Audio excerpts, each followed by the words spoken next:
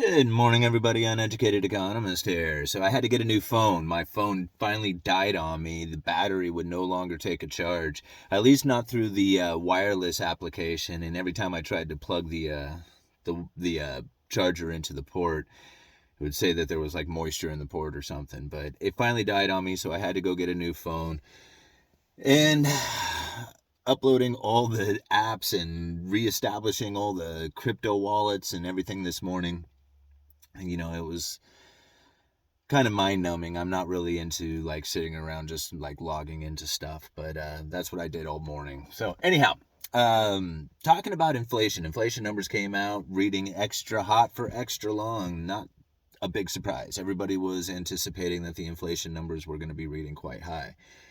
Now, I have a group of articles that I'm going to leave down in the description for you guys talking about the supply chain, and things are going to start easing up here real soon. You can already see it taking place. I got a Wall Street Journal article from about 3 weeks ago talking about how the shipping channels are starting to show signs of decongestion, I guess I should say.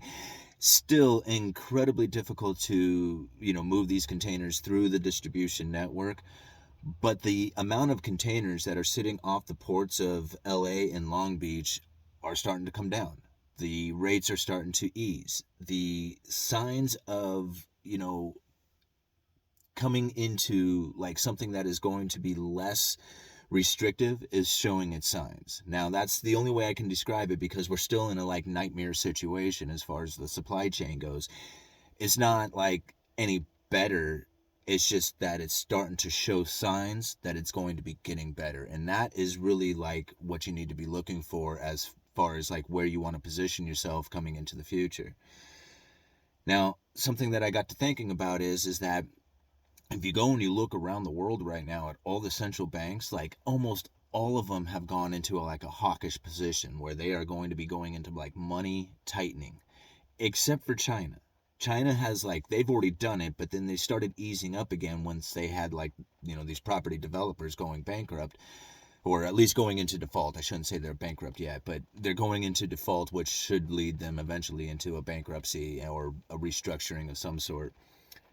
But you can see it taking place over in China. So like they knew that they were having a property issue. Like they knew that the property values were going off the charts. I mean, people were putting money down on homes and making payments on homes that had yet to even exist. I mean, this is how bad it was. Like the future idea of a possible home that they were paying for. And it was like causing the price of these homes to, or at least real estate, to just be, astronomical. And it was really obscuring the whole market. So when the interest rates began to rise, like when China was just like, okay, that's it, we're going into money tightening right now, it didn't take very long before those corporate debts started to fail. And that's what we're seeing going on over in China with those property developers. And it's going to lead from one to the other if if it continues. They are talking and showing signs of easing again. Like they are not doing this whole restrictive of money tightening or trying to make their monetary policy in a tightening position.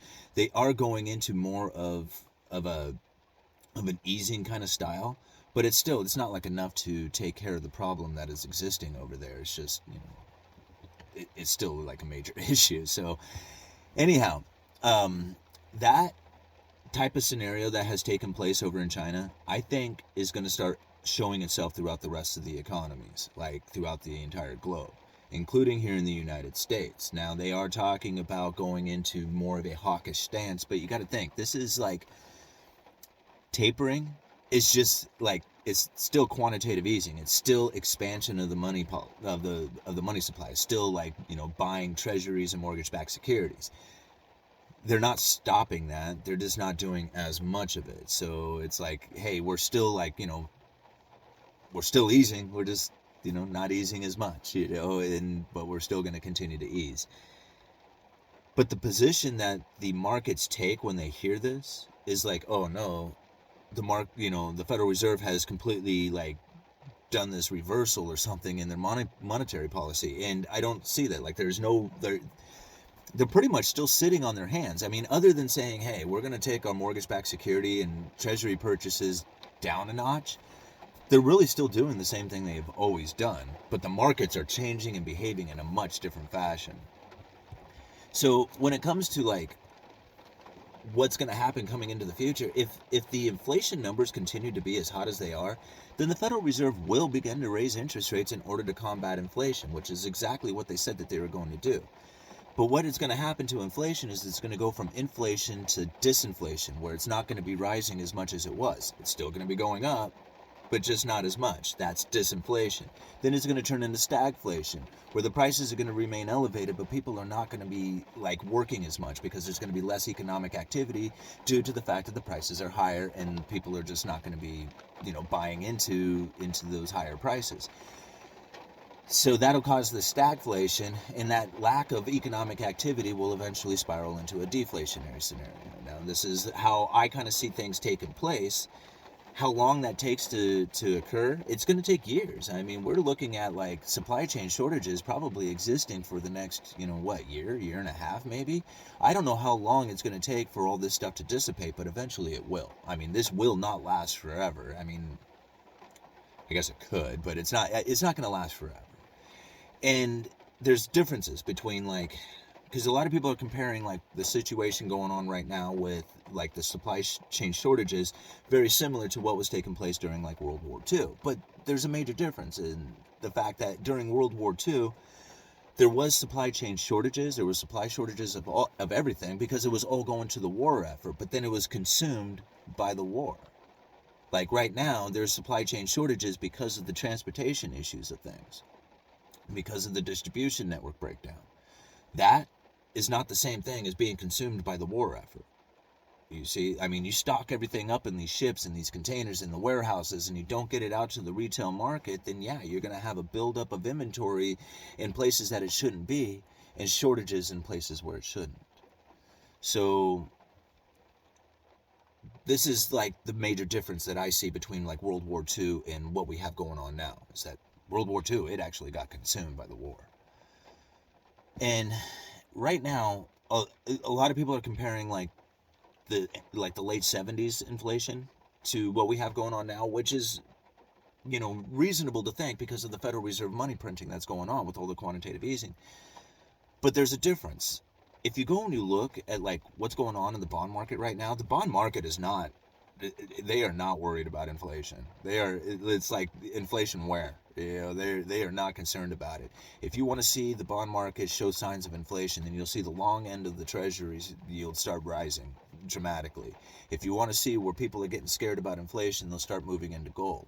They'll start moving into places that are safe haven assets, but that's not where it's not where the market is headed. They don't see the inflation. Like they're not in the same sense that like the narrative is out there.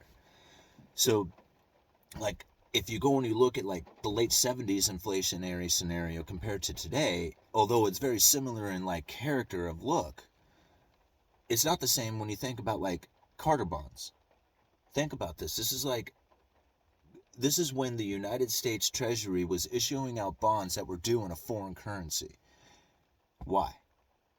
Because the fear of the dollar was dramatically high. That they did not feel that the dollar was going to be a worthy currency coming into the future. And so what the Treasury did is says, okay, if you cannot pay, if you don't want to be paid in dollars, we'll pay you in German marks. We'll pay you in Swiss francs. Just loan us the money by buying the bond. So those were Carter bonds. Go look them up. That's not even occurring today. There's a demand for U.S. Treasuries. Now, whether it's coming from the Federal Reserve and their quantitative easing that they're backing away from, or if the world is just in fear of an entire currency collapse or, fear of recession or whatever, and they're looking for that safe haven asset, and they're finding it over in the U.S. Treasury, finding it in the U.S. stock market. These are how I kind of see scenarios breaking down here. So anyhow, I'm going to leave it at that. Uneducated Economist. You guys let me know.